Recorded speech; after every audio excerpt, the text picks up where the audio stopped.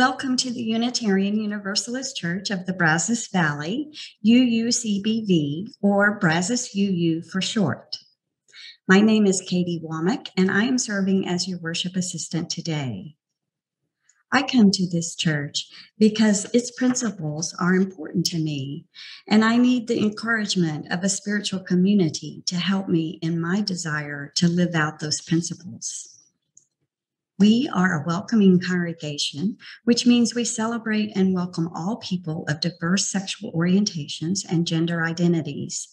We also strive to welcome people across diversities of race, age, ability, immigration status, and belief. So whoever you are, wherever you have come from, wherever you are on life's journey, you are welcome here. We are also a reproductive justice congregation, which means that we support the reproductive decisions of all people. We encourage everyone to visit our website, brazos-uu.org. During this time of pandemic and in the midst of our planned building project, the website and our weekly services are our church home. If you might like to contribute your musical talents, if you have a great story to share about your life's journey, or if you have a passion for social justice, we would love to hear from you. If you are interested in getting involved, you can find opportunities on our website. To learn more about our community and what is happening, you can join our email list and our monthly newsletter. And you can also find us on social media by searching UUCBV.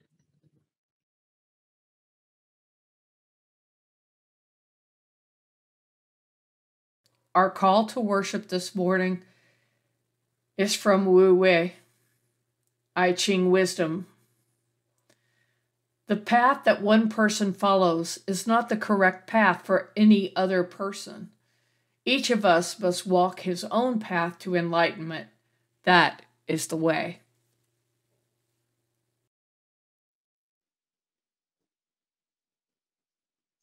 I invite you to light your own chalice if you have one, as I light our chalice today.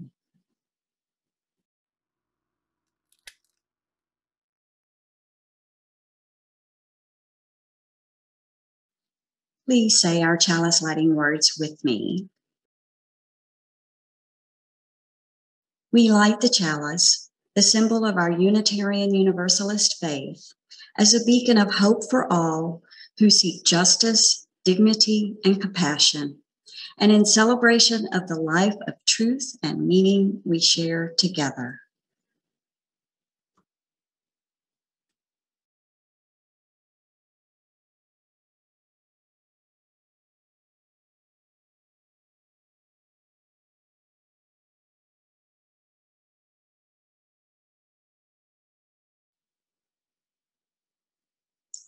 Now, all please join me in saying our affirmation. Love is the spirit of this church, and service is its gift.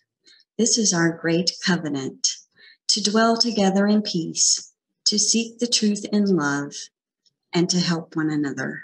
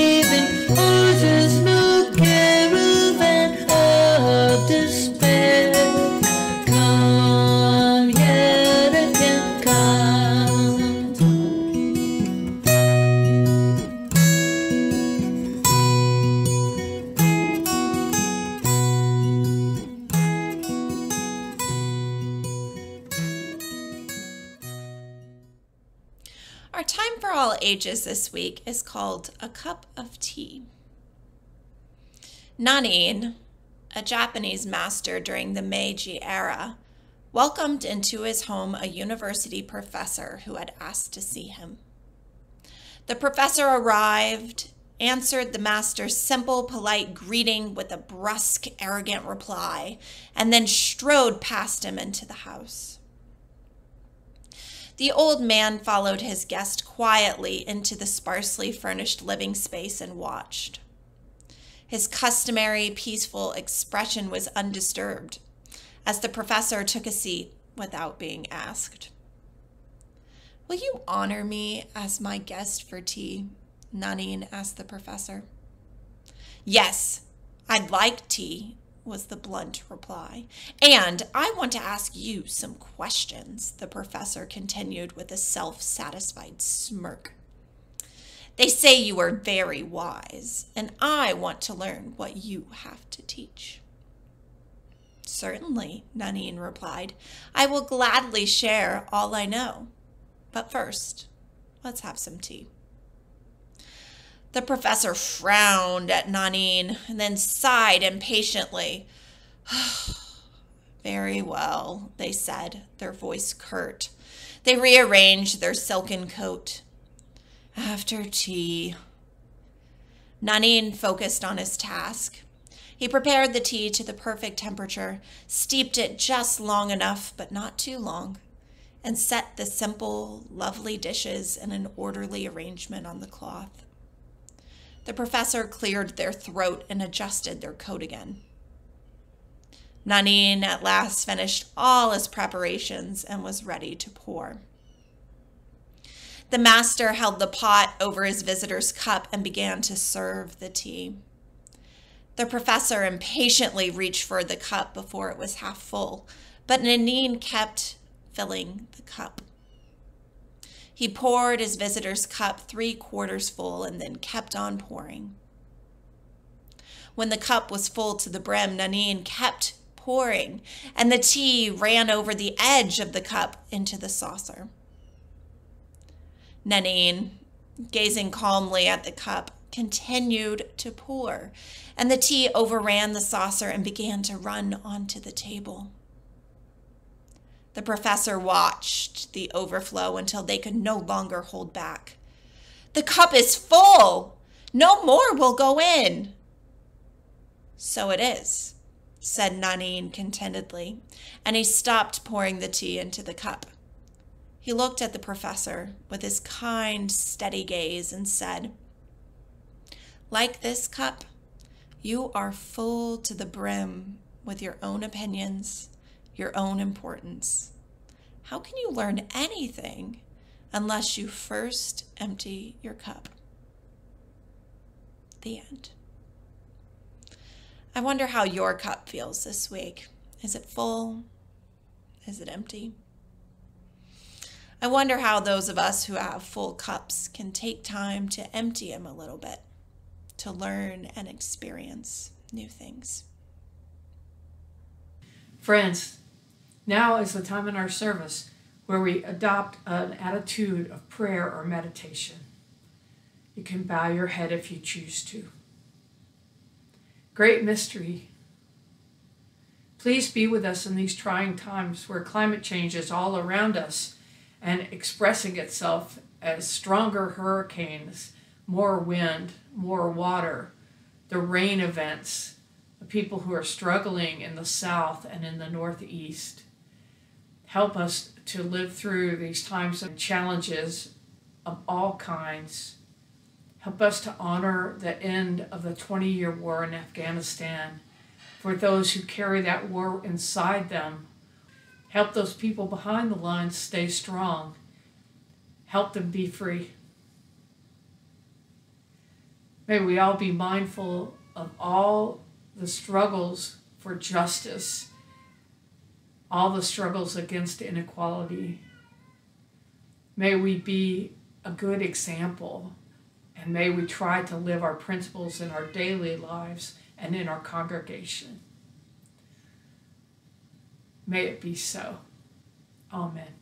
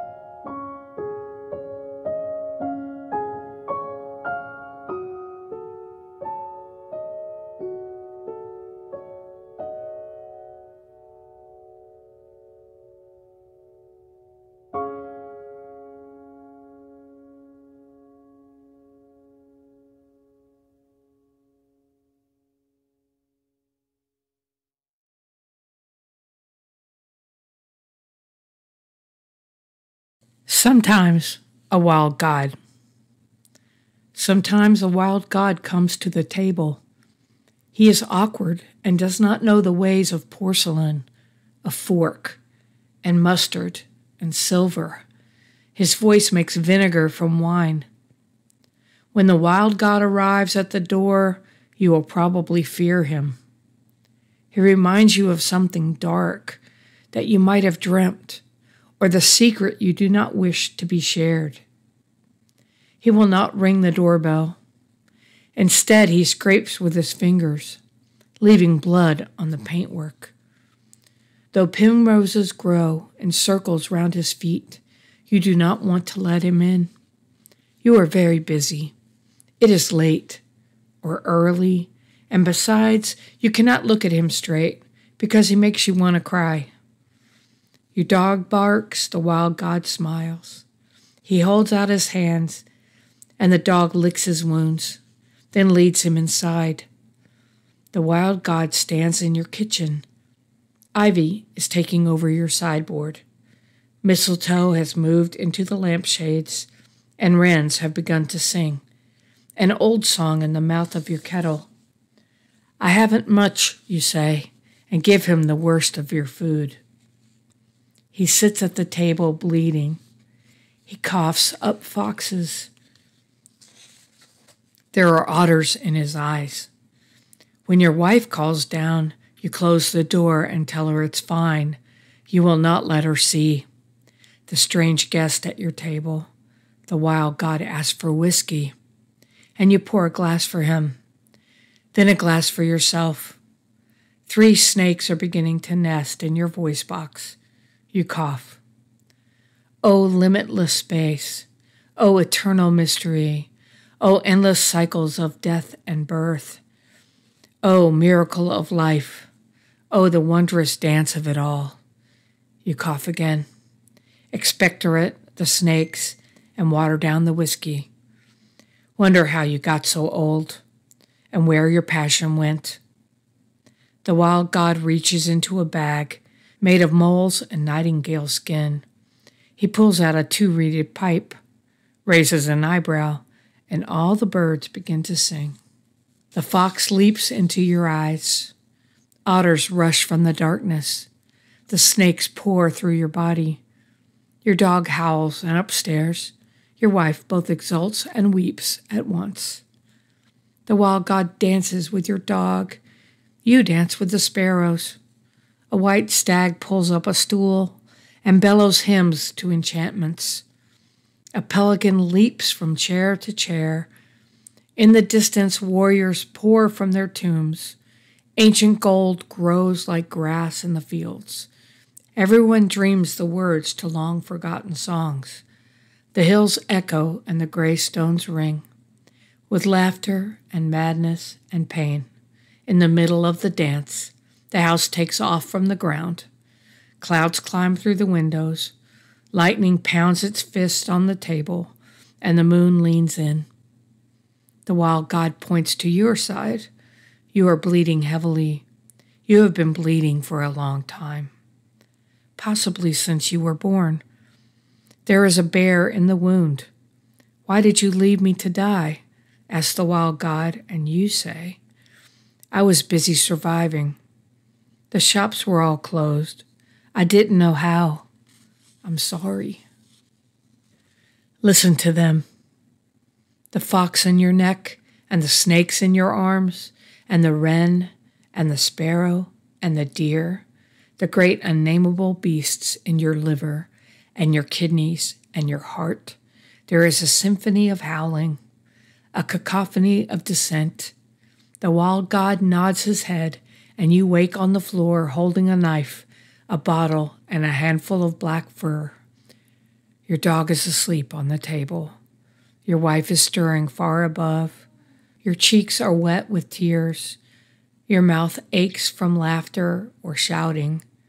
A black bear is sitting by the fire. Sometimes a wild god comes to the table. He is awkward and does not know the ways of porcelain, of fork, and mustard, and silver. His voice makes vinegar from wine and brings the the dead to life. Tom Hirons.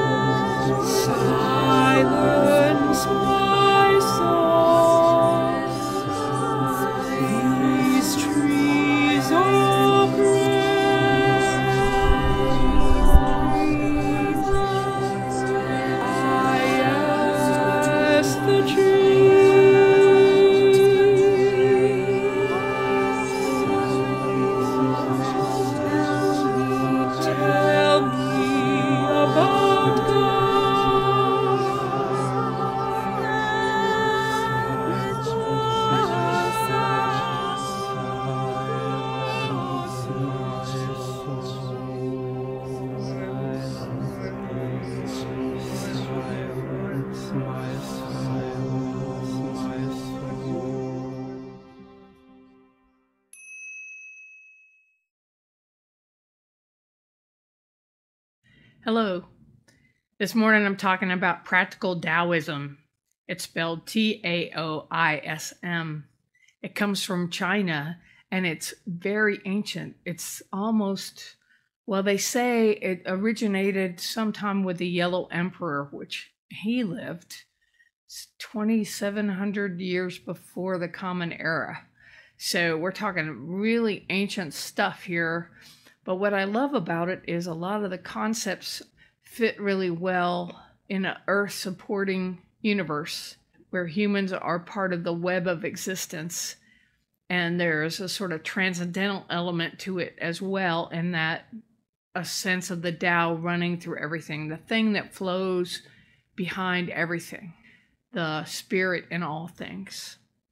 Not really a big masculine God that is very human-like in some respects that runs the world, but a concept of that everything's sacred and everything's connected. There are many aspects of it that I see in Native American spirituality, in Japanese Shinto, in some aspects of Buddhism, especially Zen Buddhism, were very influenced by Taoism. And also kind of the culture of China at the bottom of it, you can sort of feel this sense of naturalness and optimism that is inherent in Taoism. Lao Tse. There's a very famous painting called The Vinegar Tasters that represents the three philosophical religious approaches of China. So Confucius tastes the pickle vinegar and he says, oh, that's really sour. We need to teach people the correct way to make pickles, the correct way, the correct recipe. And so then Buddha tastes it and says, oh, that vinegar is so bitter. You know, we must get rid of our desires and end our suffering. Where Lao Tse tastes it and he's like, wow, it tastes a little bitter and a little sour, and that's the way vinegar should taste. So it's the natural way. So sometimes they say that he says, wow, that tastes sweet. So if the vinegar is life, you get the drift of the story. And here is a cartoon that illustrates the story. And Lao Tse is mythological. Some people think he was real, but he sort of represents Taoism, all the wisdom of Taoism, which is in a book called the I Ching, also known as the I Ching. What's the Tao anyway? I think the easiest way to talk to Western people about the Tao is to talk about the force. The force is with you. You've got power going on, and there's dark and light aspects of it, but it's all connected. Everything's connected, and it runs behind. It's like the matrix. It's going on behind everything. Taoism is like that. In the Tao Te Ching, chapter 25, there was something formless yet complete that existed before heaven and earth, without sound, without substance, dependent on nothing, unchanging, all-pervading, unfailing. One may think of it as the mother of all things under heaven. Its true name we do not know.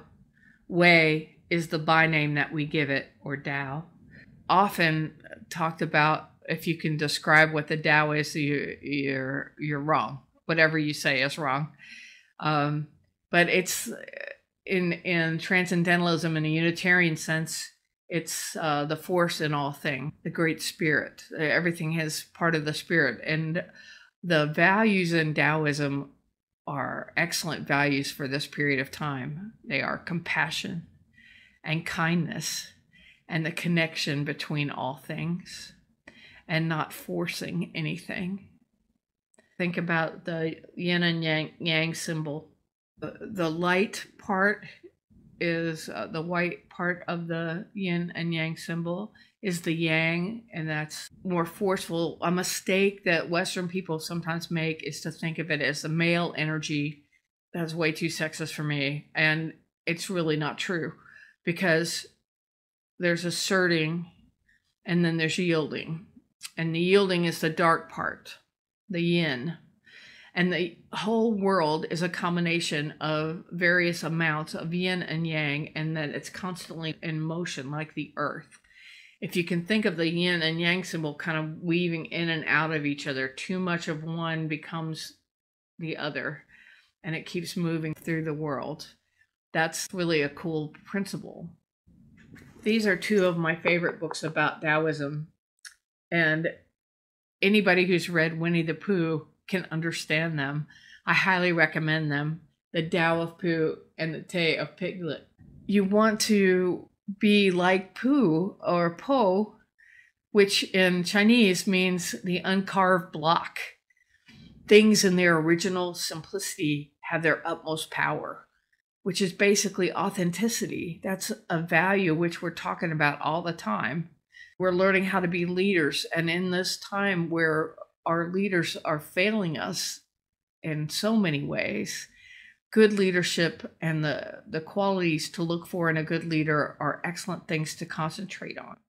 The Tao of Pooh's author, Benjamin Hoff, writes, "When you discard arrogance, complexity, and a few other things that get in the way, sooner or later, you will discover that simple, childlike, and mysterious secret known to those of the uncarved block. Life is fun." Confucianism also talks about these things because it's more about people and people, where Taoism is more like people, humanity, even individual humanity, in the web of existence as part of nature. And the Tao is the way of nature and the flow. So you want to be like water, and you want to not try too hard, and you want to be a little bit more patient and yielding when you feel like you're leaning in too much. I think these are excellent things, whether you're talking about family life or making it through the pandemic or growing as an individual or taking care of the earth. It's an ecology religion that we can learn a lot from, and it's been around for thousands of years. I also want to talk about some other things that come from Taoism that you might want to look into. Acupuncture, for one, comes from Taoism. Feng Shui comes from Taoism. Also, a kind of divination. You've heard of the I Ching. Divination, what am I talking about? It's an oracle. So the hexagrams have 6 lines. Broken lines are straight lines, the yin and yang. And each one has a poem that goes with it. And so you throw the I Ching or you use yarrow stalks to determine whether you have broken line, continual line. By doing this with coins, you can get a particular fortune. There are apps for this. You can do it with an app, and you consult a question, and then the question's answered by this poem that you read, and certain aspects of the poem will come out. It's almost like sermons. I didn't understand this at first, but you give a sermon that is probably something you need to hear, and you think you're talking about this thing, but people who listen to it hear what they need to hear. And that's kind of the principle behind divination. I personally have done tarot my whole life, and it's not that I necessarily believe that there are spirits interfering with my life and telling me what to do with my life, but I do believe that a divination, an oracle, is really useful for a person's conscious self getting in touch with their unconscious self. Carl Jung was really fascinated by archetypes and by divination in general, and how to get in touch with your subconscious and have your subconscious talk to your conscious through symbols. So he had a lot to say about Taoism, which I have put some of these quotes up here for you.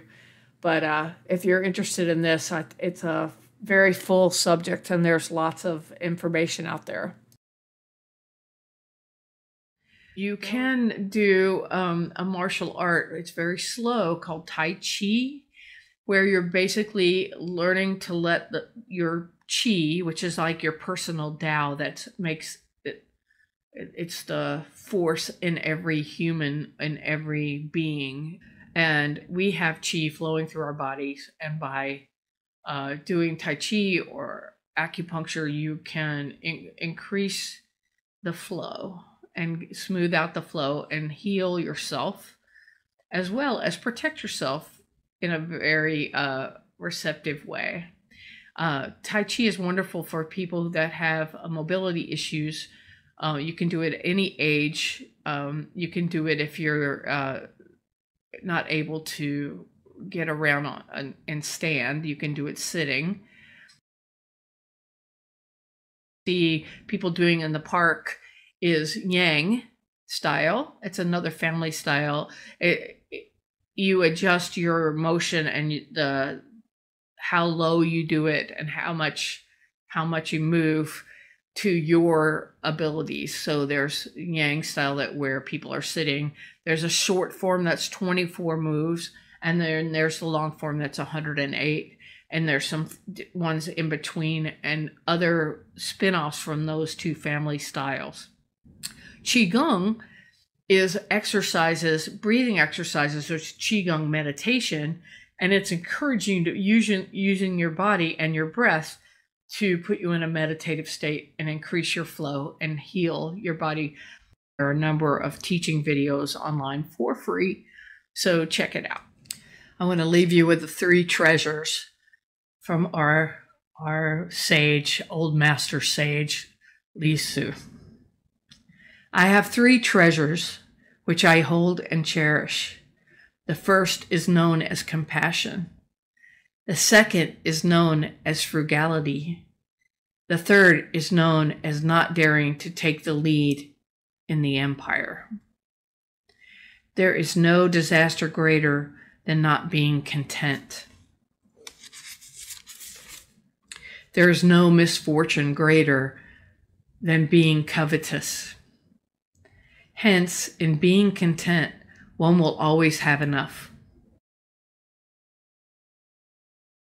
Pretty handy stuff. I found it useful, and I hope that you will check it out.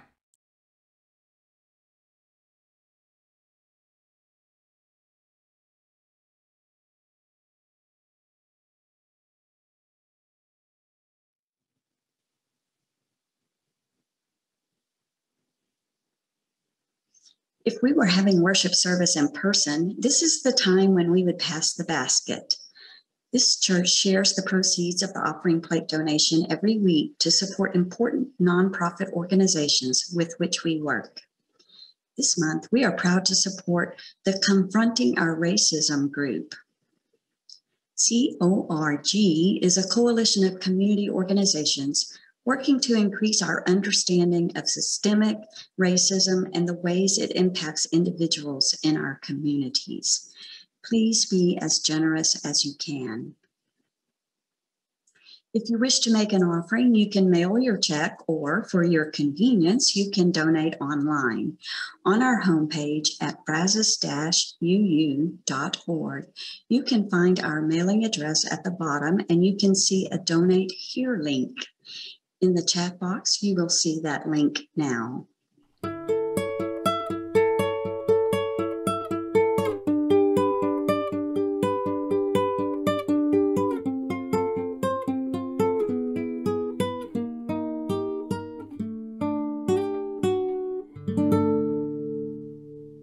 May each of us look into our hearts.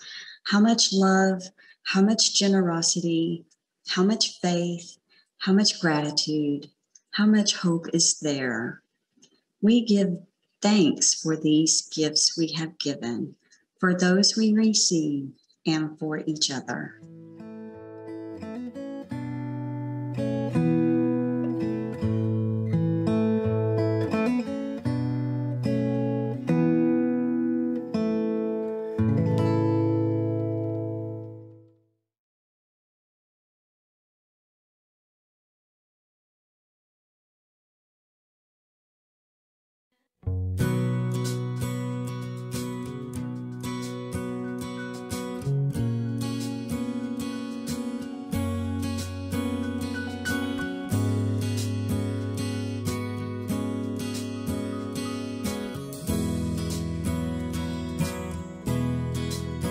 Well, I can't go back, and I can't move on, and I've lost my faith, and I don't belong. I keep calling out,